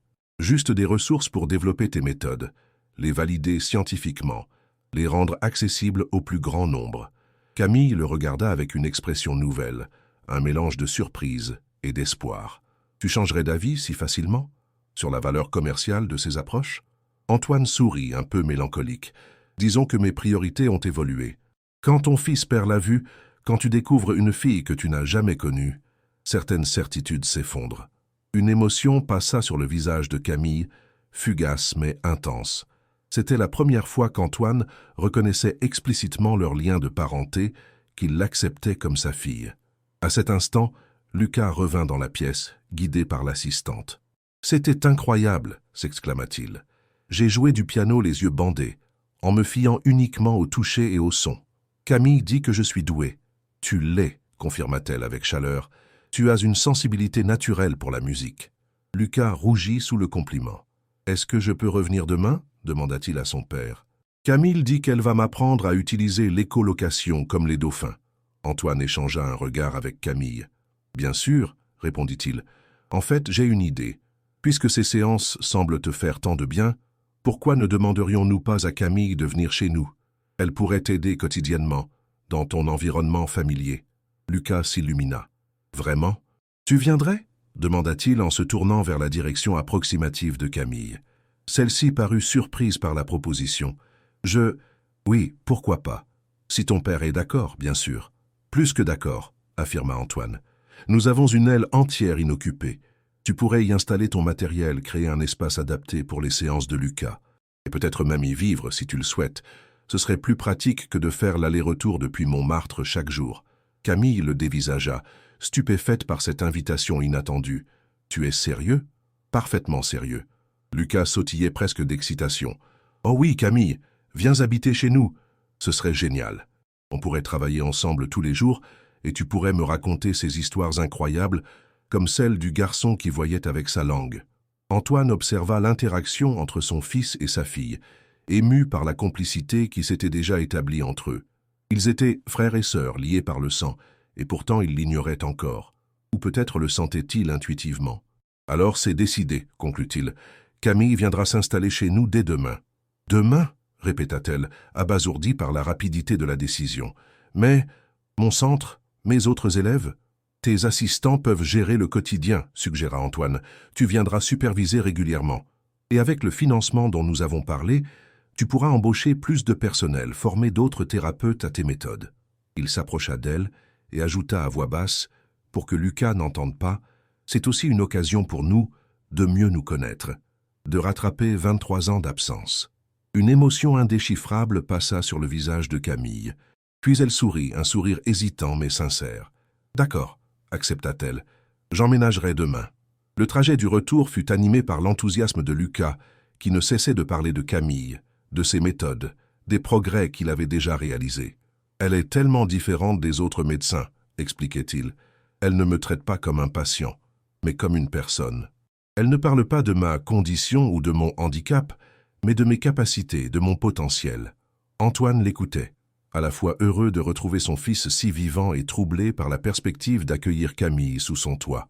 Comment allait-il gérer cette nouvelle dynamique familiale? Comment expliquerait-il la présence de cette jeune femme à son entourage, à ses employés, à ses amis? Et surtout, comment et quand révélerait-il la vérité à Lucas? Le soir même, après avoir couché Lucas, Antoine s'isola dans son bureau et appela son avocat personnel. « Victor, j'ai besoin d'un service confidentiel. Je veux modifier mon testament. » « Un problème, Antoine ?» s'inquiéta l'avocat, surpris par cette demande soudaine. « Non, au contraire. J'ai appris aujourd'hui que j'avais une fille de 23 ans, née d'une brève relation avant mon mariage avec Hélène. Je veux qu'elle soit reconnue légalement et qu'elle hérite à parts égales avec Lucas. » Un silence abasourdi suivit cette déclaration. Je vois, dit finalement l'avocat. As-tu fait un test de paternité pour confirmer? Il est prévu pour demain, mais je n'ai aucun doute. Elle ressemble tellement à ma mère, ces mêmes yeux verts, cette même détermination tranquille. Antoine prit une décision impulsive, ce qui ne lui ressemblait guère. En fait, je veux plus que cela. Je veux créer une fondation, distincte de Lefebvre Médical, pour financer les recherches et les traitements des maladies rétiniennes rares. Camille, ma fille, en sera la directrice. Avec un budget initial de 50 millions d'euros. L'avocat toussa pris au dépourvu. 50 millions. Antoine, c'est considérable. Es-tu certain que cette jeune femme est qualifiée pour gérer une telle somme? Plus qualifiée que n'importe lequel de mes directeurs financiers, affirma Antoine avec conviction. Elle a une intégrité, une vision, une passion qui ne s'apprennent pas dans les écoles de commerce. Très bien, céda l'avocat. Je préparerai les documents nécessaires. Mais Antoine, permets-moi un conseil d'ami. Prends le temps de réfléchir. Cette nouvelle bouleverse ta vie. Ne prends pas de décision précipitée sous le coup de l'émotion. Antoine sourit. Victor le connaissait depuis 30 ans. Il avait été témoin de son ascension, de ses mariages, de ses divorces, de ses triomphes et de ses échecs. Tu as raison, comme toujours. Mais pour une fois dans ma vie, je crois que mon intuition est plus fiable que ma raison. Après avoir raccroché, Antoine resta longtemps assis dans l'obscurité de son bureau, contemplant la photographie de Sophie tenant Camille bébé dans ses bras. Comment sa vie aurait-elle été différente s'il avait su, s'il avait connu cet enfant, l'avait vu grandir, l'avait guidé dans la vie? Il se demanda si Sophie lui en avait voulu, si elle avait transmis cette rancœur à Camille, si derrière la gentillesse et la bienveillance de sa fille se cachait un ressentiment légitime envers ce père absent qui n'avait jamais cherché à la connaître, parce qu'il ignorait son existence, certes, mais n'aurait-il pas dû s'interroger? N'aurait-il pas dû maintenir un contact, même minimal, avec cette femme qu'il avait aimée, brièvement mais intensément? Ces questions le tourmentaient encore quand il se rendit dans la chambre de Lucas. Le garçon dormait paisiblement, un léger sourire aux lèvres. Antoine s'assit au bord du lit et contempla son fils. Pour la première fois depuis des mois, Lucas semblait serein, confiant. « Ta sœur va venir vivre avec nous », murmura-t-il, sachant que Lucas ne pouvait l'entendre. « Ta sœur que tu ne connais pas encore, qui te rend déjà la lumière que tu avais perdue. » Le lendemain matin, Antoine et Camille se rendirent dans une clinique privée pour effectuer les tests génétiques. Le médecin, un ami de longue date d'Antoine, promit des résultats accélérés en 48 heures. « Je pourrais aussi examiner Lucas », proposa-t-il, à la lumière des informations que mademoiselle Rousseau m'a communiquées sur ses méthodes de stimulation rétinienne. Antoine accepta avec gratitude. Tout soutien médical supplémentaire était bienvenu. Pendant ce temps, Madame Pelletier préparait l'aile est de la maison pour accueillir Camille. Antoine avait donné des instructions précises. La pièce principale devait être transformée en studio, semblable à la salle sensorielle du centre, avec les mêmes matériaux, les mêmes équipements. Lucas ne tenait plus en place, impatient de montrer sa maison à Camille. Il insista pour que son père l'aide à préparer un cadeau de bienvenue, une sculpture tactile représentant le parc Monceau, qu'il avait réalisé sous la direction de Camille. « Tu crois qu'elle va l'aimer » demanda-t-il anxieusement, ses doigts parcourant une dernière fois l'œuvre pour s'assurer de sa perfection. « Elle va l'adorer », assura Antoine, ému par cette attention. En fin d'après-midi, Camille arriva avec seulement 2 valises et quelques cartons contenant son matériel thérapeutique. Antoine fut frappé par la modestie de ses possessions.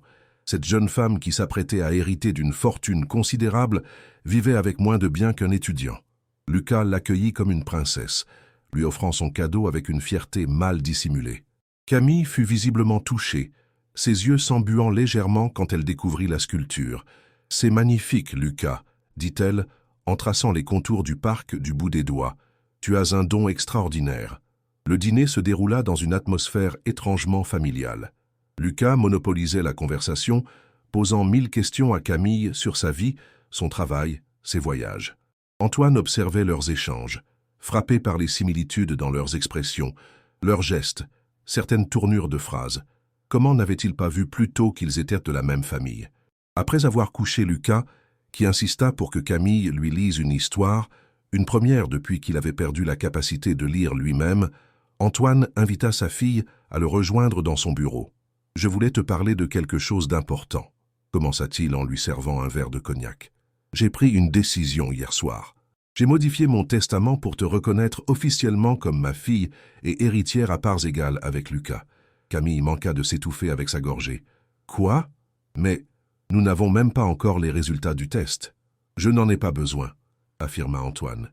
Je sais que tu es ma fille, je le sens, et je veux réparer autant que possible ces années d'absence. Il lui expliqua également son projet de fondation, le budget alloué, son souhait qu'elle en prenne la direction. Camille l'écoutait, stupéfaite. « Antoine, dit finalement Camille, reprenant ses esprits, je suis touché, vraiment. Mais c'est trop rapide. Tu ne me connais pas. Tu ne sais pas qui je suis vraiment. Je commence à le découvrir, répondit-il doucement, et ce que je vois me plaît. Ta détermination, ton intelligence, ta compassion, tu as toutes les qualités pour diriger cette fondation, pour faire avancer les recherches que ta mère a commencées. » Camille secoua la tête, visiblement troublée. « Tu ne comprends pas. Je ne suis pas venu chercher un héritage ou un poste prestigieux. Je suis venu aider Lucas, c'est tout. Et je t'en suis infiniment reconnaissant, assura Antoine. Mais accepte que je veuille faire plus, que je veuille te reconnaître comme ma fille, te donner la place qui te revient dans ma famille, dans ma vie. » Il s'interrompit, cherchant ses mots. « Quand j'ai appris pour la maladie de Lucas, j'ai cru que mon monde s'écroulait, que je perdais la seule personne qui comptait vraiment pour moi. Et puis tu es apparu comme un miracle. Tu as redonné espoir à mon fils. Et à moi, tu as donné une seconde chance d'être père. » Camille détourna le regard, émue malgré elle. « Ma mère m'a toujours dit que tu étais un homme bon au fond, murmura-t-elle, que les circonstances, l'ambition, le succès t'avaient endurci, mais que tu avais un cœur. » Elle a dit ça, s'étonna Antoine. Même après que j'ai arrêté ses recherches, même après. Elle disait que tu étais prisonnier d'un système que tu avais toi-même créé. Que l'homme que tu étais quand elle t'a connu était capable de compassion, de générosité, d'amour. Antoine sentit sa gorge se nouer. Sophie avait vu en lui ce que peu de gens percevaient, y compris lui-même. « Je voudrais être cet homme à nouveau, » dit-il avec une sincérité qui le surprit lui-même. « Pour Lucas. Pour toi aussi, si tu me laisses une chance. » Camille le regarda longuement, semblant prendre une décision intérieure. « D'accord, dit-elle finalement. Je veux bien essayer. Pas pour l'héritage ou la fondation. Nous reparlerons de cela plus tard, quand nous nous connaîtrons mieux. Mais pour cette chance de former une vraie famille, de connaître mon père, d'aider mon frère. » Elle sourit, un sourire si semblable à celui de Lucas qu'Antoine en fut saisi. « Et pour réaliser le rêve de ma mère, elle a toujours cru que ses découvertes pourraient aider des enfants comme Lucas. C'est pour cela qu'elle a continué, même sans soutien, même sans reconnaissance. » Antoine se leva et, dans un geste spontané qui ne lui ressemblait guère, prit Camille dans ses bras. D'abord raide, surprise, elle se détendit peu à peu et lui rendit son étreinte. « Bienvenue à la maison, ma fille, » murmura-t-il. Les jours suivants prirent un rythme nouveau. Chaque matin, Camille travaillait avec Lucas dans la salle sensorielle qu'Antoine avait fait aménager. Les après-midi, ils exploitaient les connaissances acquises dans différents contextes, le jardin, la rue, les espaces publics. Antoine assistait parfois à ces séances, fasciné par la méthode de Camille, par les progrès constants de Lucas. Le garçon apprenait à voir avec ses autres sens d'une façon qui défiait l'imagination. Il pouvait désormais se déplacer sans aide dans des espaces inconnus, identifier des objets par leur son, leur odeur, les variations d'air qu'ils provoquaient. Plus surprenant encore, les points lumineux qu'il avait commencé à percevoir devenaient plus fréquents, plus définis. Il pouvait maintenant distinguer des silhouettes, des mouvements, des variations de luminosité. Les résultats des tests génétiques arrivèrent le 3e jour. Ils confirmaient sans l'ombre d'un doute que Camille était bien la fille biologique d'Antoine. Ils révélaient aussi qu'Antoine était porteur sain du gène défectueux responsable de la maladie de Lucas, un gène que le garçon avait hérité à la fois de son père et de sa mère, Hélène, également porteuse sans le savoir. « Ce n'est pas ta faute, » assura Camille, en voyant le visage d'Antoine s'assombrir à cette nouvelle. Personne ne pouvait savoir. « Et maintenant que nous le savons, nous pouvons agir. » Le docteur Lambert, ami d'Antoine et spécialiste des maladies rétiniennes, commença à collaborer étroitement avec Camille. Impressionné par ses connaissances et ses méthodes, il proposa de documenter scientifiquement le cas de Lucas, de valider les approches développées par Sophie, puis par sa fille. « Ce que vous faites est révolutionnaire, » admit-il après avoir examiné Lucas et constaté les améliorations. « Votre combinaison de stimulation sensorielle et de réactivation neurochimique pourrait changer notre compréhension de la plasticité cérébrale et de la régénération rétinienne. Antoine, fidèle à sa promesse, mit en place la Fondation pour les maladies rétiniennes rares. Il engagea les meilleures équipes juridiques et financières pour structurer l'organisation, mais laissa à Camille toute latitude concernant les orientations scientifiques et thérapeutiques. « Je veux que ce soit ton projet, » lui dit-il, « que tu puisses y insuffler ta vision, tes valeurs, pas les miennes. » Camille accepta cette responsabilité avec un mélange de gratitude et d'appréhension. À 23 ans, diriger une fondation dotée de millions d'euros était intimidant. Mais elle avait des idées claires, une détermination sans faille, et maintenant les ressources pour les concrétiser. Un matin, environ 2 semaines après l'arrivée de Camille, Lucas se réveilla en criant. Antoine et Camille accoururent dans sa chambre, alarmés. « Lucas, qu'est-ce qui se passe ?» demanda Antoine, terrifié à l'idée que son fils souffre. Mais Lucas ne souffrait pas. Il était assis dans son lit, les yeux grands ouverts, fixant la fenêtre où filtrait la lumière de l'aube. « Je vois, » murmura-t-il, incrédule. « Je vois le soleil. Je vois les contours de la fenêtre. Je vois... des couleurs. » Camille s'approcha lentement, son visage reflétant un mélange d'espoir et de prudence professionnelle. « Dis-moi exactement ce que tu vois, Lucas. C'est flou, comme à travers du verre dépoli. Mais je distingue la lumière, les ombres, et du jaune.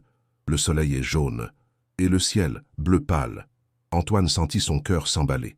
Était-ce possible? Lucas retrouvait-il vraiment la vue? « Nous devons faire des examens, » déclara Camille, maîtrisant son émotion. Tout de suite. 3 heures plus tard, ils étaient dans le cabinet du docteur Lambert.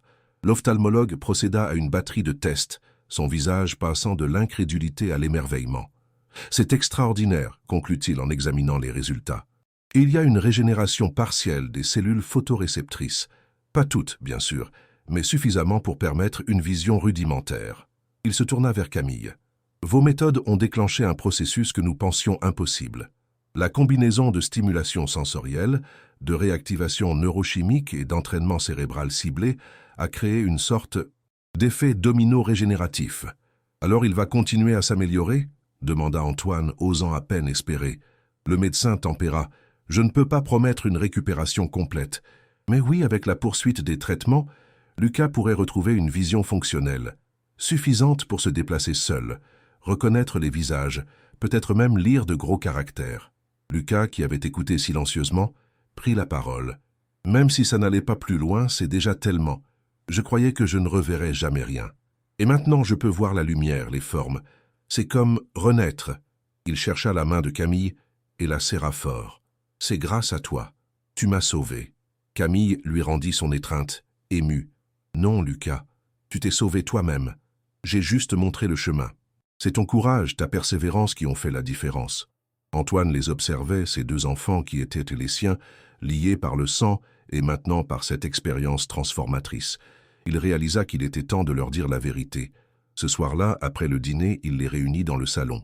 Lucas pouvait maintenant distinguer les silhouettes, les mouvements, ce qui rendait la conversation plus naturelle, plus directe. « J'ai quelque chose d'important à vous dire, » commença Antoine. « Surtout à toi, Lucas. Quelque chose que tu devrais savoir sur Camille et moi. » Lucas fronça les sourcils, intrigué. « Quoi donc ?» Antoine prit une profonde inspiration. « Camille n'est pas seulement ta thérapeute, Lucas. Elle est aussi ta sœur, ma fille. » Un silence stupéfait suivit cette déclaration. Lucas tourna son visage vers Camille, puis vers son père, tentant visiblement de donner un sens à ses mots. « Ma sœur, » répéta-t-il. « Mais comment ? Maman ne m'a jamais parlé d'une sœur. C'est une longue histoire, » intervint doucement Camille. « Avant que ton père ne rencontre ta mère, il a connu la mienne, Sophie. Ils ont eu une brève relation et je suis né. Mais ton père ne savait pas que j'existais. Ma mère a choisi de ne pas lui dire, de m'élever seul. »« Pourquoi ?» demanda Lucas, confus. Antoine soupira. « Parce que j'étais jeune, ambitieux, déjà engagé dans une autre relation. Ta mère, Hélène. Sophie a pensé qu'il valait mieux s'éloigner, me laisser suivre mon chemin. Et comment vous êtes-vous retrouvés ? Comment as-tu su que Lucas était ton frère ?» Camille expliqua alors comment elle avait suivi les traces de sa mère dans la recherche sur les maladies rétiniennes, comment elle avait entendu parler du cas de Lucas, comment elle avait décidé de venir en aide à ce garçon qui, elle le soupçonnait déjà, pouvait être son demi-frère. Lucas écoutait, immobile, absorbant cette révélation bouleversante. « Alors, quand tu es venu ce premier jour, tu savais déjà ? Je le soupçonnais fortement. admit Camille. Mais je n'en étais pas certaine, et je ne voulais rien dire avant d'être sûre, avant de t'avoir aidé, avant que nous ayons créé un lien. Un silence s'installa, pesant, chargé d'émotions contenues. Puis, lentement, le visage de Lucas s'illumina d'un sourire. « J'ai une sœur, dit-il, comme s'il testait la sonorité de ses mots. J'ai toujours voulu un frère ou une sœur, et maintenant j'en ai une. Une sœur extraordinaire qui m'a aidé à voir à nouveau. » Il se leva, et avec une précision surprenante pour quelqu'un qui récupérait à peine la vue, se dirigea vers Camille et la serra dans ses bras. « C'est le plus beau cadeau que j'ai jamais reçu, » murmura-t-il. Camille, les larmes aux yeux, lui rendit son étreinte. Antoine les rejoignit, formant un cercle, une famille enfin réunie. Dans les mois qui suivirent, la vie des Lefebvre connut une transformation profonde. La vue de Lucas continuait de s'améliorer progressivement. Il pouvait maintenant distinguer les visages, reconnaître les objets, se déplacer sans assistance. Il avait repris l'école, avec des aménagements spéciaux, mais dans un cadre normal. Camille partageait son temps entre le centre de Montmartre, désormais géré au quotidien par une équipe formée à ses méthodes, et la fondation qu'elle dirigeait avec une compétence qui impressionnait même les collaborateurs les plus expérimentés d'Antoine. La fondation Rousseau-Lefebvre, nommée en hommage à Sophie et pour reconnaître les deux branches de la famille, finançait des recherches innovantes sur les maladies rétiniennes rares dans le monde entier. Elle soutenait également la création de centres de thérapie sensorielle, inspirés de celui de Montmartre, rendant ces approches accessibles aux enfants de tout milieu. Antoine lui-même avait changé. Le magnate implacable, obsédé par le contrôle et le succès commercial, laissait place à un homme plus nuancé, plus attentif aux dimensions humaines de ses décisions. Il avait initié une réorientation stratégique de Lefebvre Médical, mettant davantage l'accent sur l'accessibilité des soins et les maladies orphelines, moins lucratives, mais tout aussi dévastatrices pour ceux qui en souffraient. Un samedi d'automne, presque un an jour pour jour après la première visite de Camille au centre de Montmartre, la Fondation inaugura son premier établissement dédié à la recherche et au traitement des maladies rétiniennes. Situé dans un bâtiment moderne à la périphérie de Paris, il abritait des laboratoires de pointe, des salles de thérapie sensorielle et un centre de formation pour les professionnels de santé.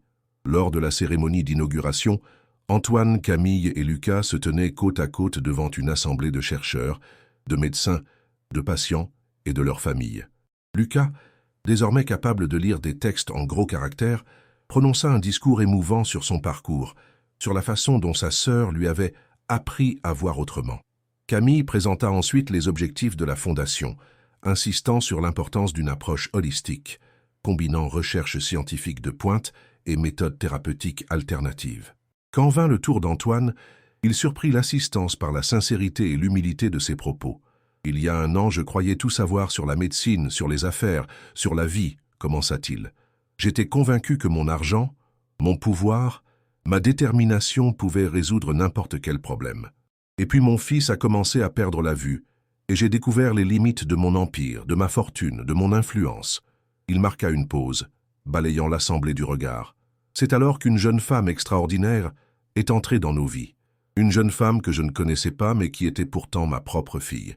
Elle m'a appris, nous a appris à Lucas et à moi, que voir ne se limite pas à la perception visuelle, que comprendre ne se limite pas à la connaissance académique, que réussir ne se limite pas à l'accumulation de richesses. Il se tourna vers Camille et Lucas, un sourire ému aux lèvres.